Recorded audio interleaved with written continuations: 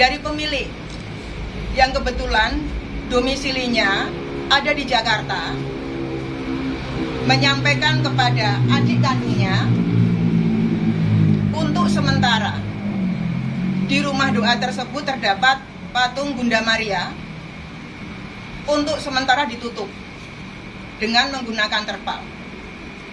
Inisiatif untuk menutup dengan menggunakan terpal tersebut adalah murni dari pemilik rumah doa, dan yang melakukan penutupan adalah dari keluarga. Dalam hal ini adalah adik kandung dari pemilik rumah doa. Selanjutnya, terhadap berita yang beredar, itu adalah kesalahpahaman, gagal paham dari anggota kami yang menulis laporan.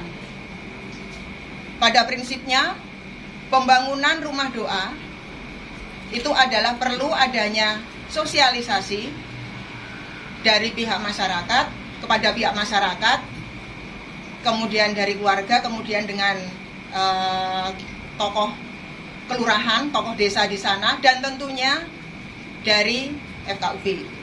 Oleh karena itu, sambil menunggu, karena ini rencananya 1 bulan, kemudian nanti setelah Lebaran baru akan dikomunikasikan lagi bagaimana secara internal didiskusikan masalah ini, tentunya dengan sosialisasi ke masyarakat sehingga ke depannya tidak ada gejolak.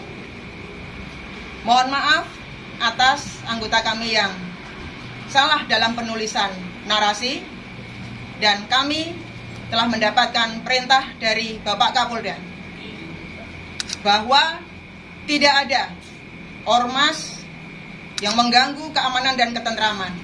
Bila ada ormas yang mengganggu keamanan, kenyamanan, ketentraman, khususnya di wilayah Kulon Progo, akan kami tindak.